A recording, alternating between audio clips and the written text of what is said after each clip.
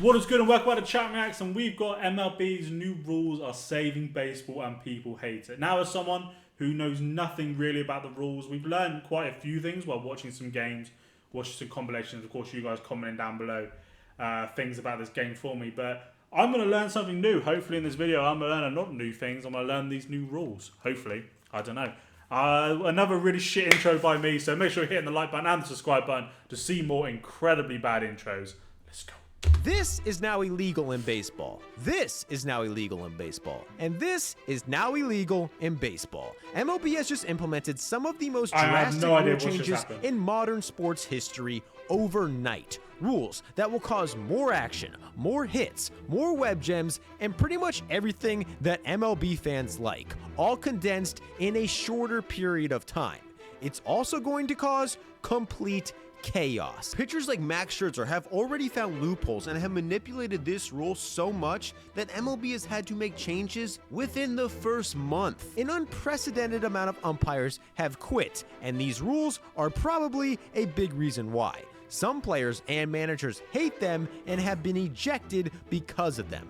Pitchers are becoming their own catchers. It's caused the fastest strikeouts in history, caused some of the slowest pitches in history, and has caused some fans to absolutely lose their minds. I think that they should scrap it before the season starts. They are ruining the integrity of the game. These rules will change baseball for the better for years to come. But before we get to that point, it will cause complete mayhem. In September, MLB announced 3 key new rules. Shifts are now restricted. The amount of pickoffs a pitcher can make is now limited. And now, for the first time ever, there is a pitch timer. This seems pretty simple. As someone who never watched baseball before we were doing these videos, like the pitch timer for me, I like that because I think especially now, for the way the world is going, looking at things like TikTok, for example, people's kind of, what word am I looking for?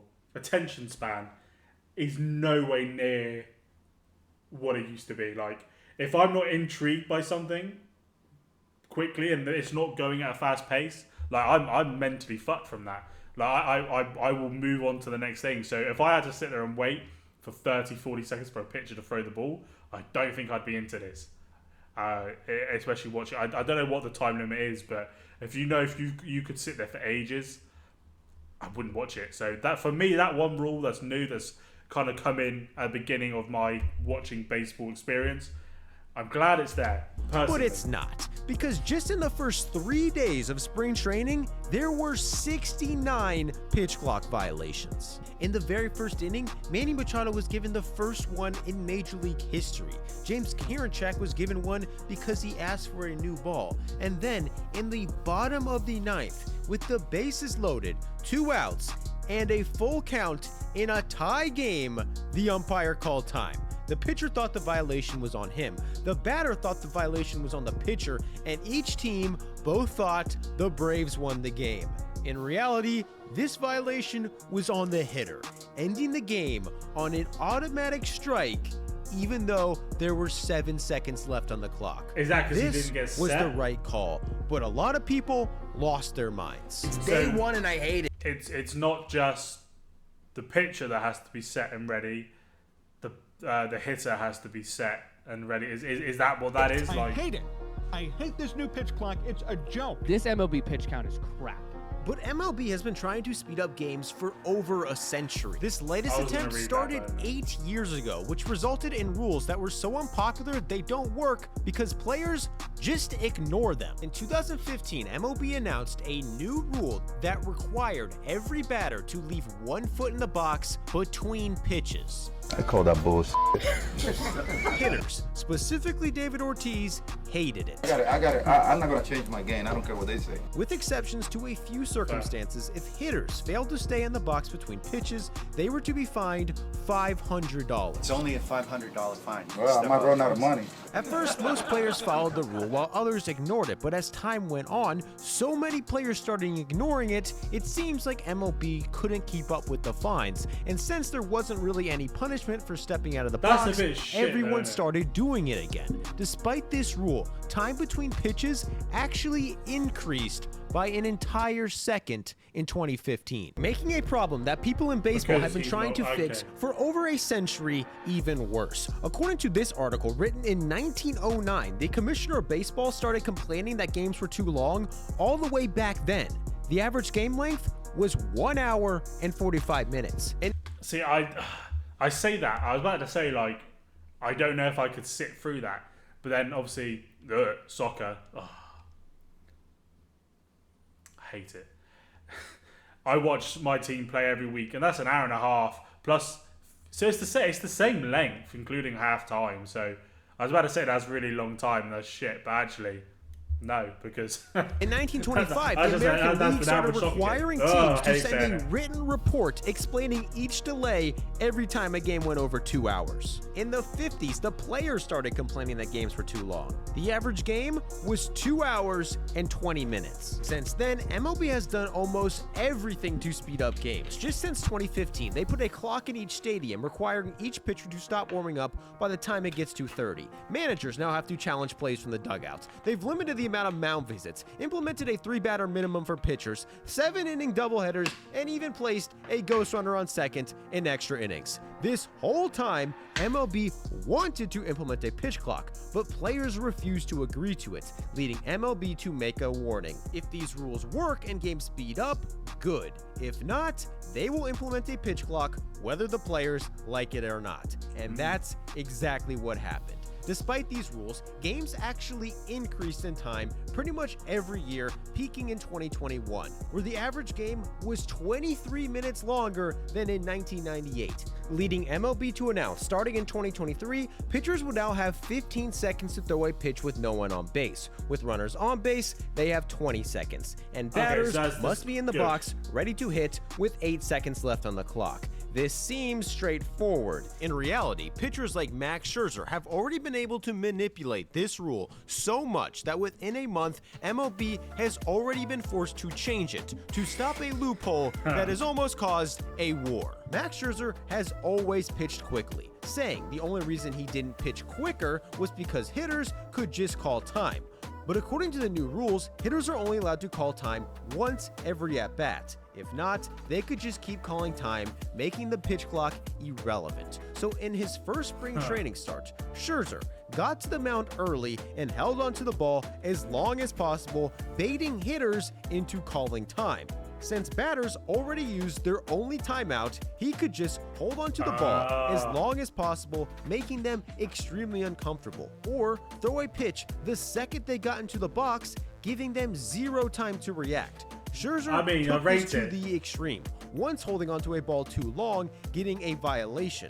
Another time, throwing a pitch before the batter was even looking, causing a balk. But when done correctly, a pitcher can start their motion the second the batter looks at them, and without the ability to call time, basically, they have no chance. You've never been allowed to pitch while the batter wasn't looking, but thanks to the new Scherzer rule, you can no longer even come set on the mound until the batter is ready in the box. Cade Cavalli was guilty of this earlier in spring. He came set well before. Do you know what? It's like one of those of, it seems like it's just too complicated. It should be okay. You're set, timer starts. Like, simple, isn't it, right? Maybe. I don't know. I don't know what I'm talking about. But it just seems like it's just getting more complicated as it's going on. Guillermo was paying attention. He then quick pitched him, and the two started cursing each other out. But thanks to the Scherzer rule, this is now illegal. But assuming batters are in the box ready to hit, pitchers are still expected to pitch within 20 seconds with runners on base. This is a problem for pitchers trying to get signs from a catcher who is trying to prevent runners from stealing signs, which can take forever. So this year, for the first time ever, pitchers are becoming their own catchers. Last year, MLB introduced the pitch comp system, which allows catchers to tell pitchers what pitch to throw electronically. But now, to save even more time, they are telling the catcher what pitch they are going to throw. This spring, Max Scherzer and Zack Greinke started this trend, and way more have followed. They no longer have to waste time shaking off pitches. However, this spring, Zack Greinke has shaken off his own pitch multiple times. But players are not the only ones under pressure to adjust, because bat boys' jobs just... This game, like, the more I watch stuff of baseball, it's just too complicated. Just throw the fucking ball. Like it may sound silly that coming from me who doesn't understand the net game, but just throw the fucking ball. Like that's what it is, right? That's like, I want to enjoy this sport, and I can't wait for the playoffs to start, because that's when we're gonna really start watching the games. But just throw the fucking ball, man. This got a lot harder, and according to MLB, some of them may be getting fired. After this play, Javi Baez was called for a pitch clock violation, but it was actually the Bat Boy's fault. Baez wasn't in the box because he was waiting for the Bat Boy to leave the field. This incident led MLB to release a memo that says for the first time ever, they will be evaluating Bat Boys. If these evaluations show that certain Bat Boys are too slow, they will contact the teams and ask them to replace the Bat Boy. All of a sudden, a slow Bat Boy is a big deal because it forces clock operators to delay the start of the clock. In order for the pitch clock to be effective and fair, it needs to start and end at the same time for everyone, which is why this is now illegal. But before we get to that, a quick word from today's sponsor. Baseball is finally back, and a $5 bet knowledge to I'm not getting paid, so the ads don't get run. Right set before they can make a pitch. If not, it's a balk and the runner advances. Richard Blyer had never balked in his entire career until the umpire decided he didn't pause long enough while coming set. Blyer disagreed. I need to obviously find out what later, that means. the umpire called another balk. Blyer disagreed again. Then, moments later, the umpire called a third balk on him. The third balk in 5 pitches, literally balking in a run, which had never happened in MLB history, but starting this year, it could happen a lot more. Isn't that Blyer has an isn't it when you kind of stop your motion or something like that? Like, if once you've started something, you can't stop. Was it something like that? I think I can remember that he did come sets, and none of these are balks. But other pitchers have been breaking this rule and getting away for it for years by doing things like this. The pitch clock stops when a pitcher's motion begins, but if you're constantly tapping your toe, it's hard to tell if the motion begins at the first toe tap or the last one, meaning that Kevin Gausman and others can no longer do this. MLB has also outlawed long, excessive motions like this, shutting down a loophole that would theoretically allow a pitcher with a 7-second windup to add 7 seconds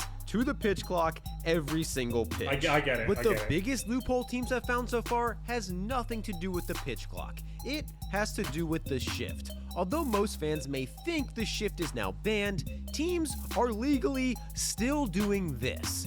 MLB has limited the shift by requiring all infielders to play on the dirt. It also forces 2 infielders to play on each side of the bag. This prevents defensive positions like this, which greatly limit the effectiveness of left-handed pull hitters. But earlier in spring, the Red Sox did this, but since they moved their left fielder into shallow right instead of an infielder, it is technically legal. The amount of shifts being used in MLB has increased by 858.3% in the last 9 years alone. Last season, a shift was used 34% of the time. Advanced data and analytics means pretty much every team has a perfect formula to position players in a way that makes hitting as hard as possible. For these teams, it's awesome. For hitters and for fans, it sucks because it means less hits and less action. But because of this new rule, this is now illegal. Yes, this strikeout was nullified because the Twins' second baseman was standing here. This seems nitpicky, but for MLB, it will pay off. Not only does less shifting mean more offense, it means better defense. Is it literally meaning shifting is moving players around the pitch or shifting a player, or am I just reading into just the word shift a bit too much? Fielders are now required to cover more ground, make more diving plays, and can't rely on being placed in the perfect position every time. But this is not the only area that you can expect more action this year. In 1980, Rickey Henderson led the league with 100 stolen bases. The top 2 base stealers last year had 76 combined. Teams don't want their players to steal anymore because they are worried about injuries, and according to the analytics, the risk of getting out isn't worth the benefit of being safe. But now, that might change. According to the new rules, pitchers are now only allowed to pick off 3 times per plate appearance. If the third pickoff fails, the runner gets to advance automatically. This rule is necessary. When they're saying plate appearance, then are they saying, is that meaning appearance on the inning, or you can just do it 3 times a game? What is that rule? To avoid pitchers from resetting the clock whenever they want just by attempting a pickoff. But it also makes stealing a lot easier. MLB has also increased the size of the bases. This makes them safer and also decreases the distance between bases, making stealing even easier. And to MLB's wishes, stolen bases are already up 50% this spring training. These new rules will help almost every aspect I'm just thinking then, like, these new rules then, as much as people are not liking it because it's new, it's making the game more exciting for people like myself, for example, their first time really watching baseball, understanding it. If I'm seeing the more stolen bases, I'm seeing a quicker paced game, I'm going to be more interested in watching it, and so is anyone else coming into the game. So, it's technically our saving baseball. It's a game that fans love to watch. We know this because, believe it or not, baseball has had all these rules for years. In the minors and independent leagues, players are fighting to make the majors, while MLB basically uses their rules as a science experiment. They've experimented with things as crazy as moving the mound back an entire 2 feet, banning mound visits altogether, a robot umpire, and even allowing players to steal first base. MLB puts these rules in place, then studies the effects. All of the new rules that we'll have in the majors in 2023 have been in the minors, sometimes for years. With bigger bases and limited pickoffs, minor league teams were 10% more likely to be safe on a steal and stole more than twice as frequently as major league teams, meaning that in all likelihood, there will be more steals in MLB this year than in decades. Banning the shift in the minors made the amount of outs made on pulled line drives drop 4%, even though the amount of shifting before the ban was significantly lower than the majors. I need to figure out what this is meaning by shifting. There will almost certainly be an increase in hits and offense. The pitch clock in the minors made games 25 minutes shorter than MLB games last season. They also saw the amount of pitch clock violations go from 1.7 violations a game in the first week to only 1 violation every 2 games within a few months once players got used to it. But it must be kind of hard that... And perhaps the most optimistic... If you've been playing in a specific way for so many years and then now... I get why people hate it. I get it. That compared to last I imagine a lot of players probably hate it as well. The new rules have resulted in more runs, more hits, more steals, games that are 26 minutes shorter, and have already seen the amount of violations go from 2 a game to 1 per game by the 4th week. We can't know for sure what will happen when the season starts, and without a doubt, there will be some confusion at first, but after a while, it looks like MLB will be a better league for everyone. In baseball, there's a... Wow. I learned a little bit more there, as you can see on the screen. Well, obviously my next video is going to be the dumbest things that have ever happened in baseball. But I enjoyed that video. I did. It's videos like that can help me even more understand this game. Like I said, baseball, I haven't got a team. So I think we're going to wait until the playoffs start, which I don't think is that long away. And that's when we'll just pick a team and we'll follow them through. I think that's the best way to do it because that's what I want to do. And most baseball games will be on More Chatwin, my second channel. That is the link in the description. And make sure you're hitting the like button and the subscribe button on this video and on More Chatwin. Hope you all have a great day. Peace.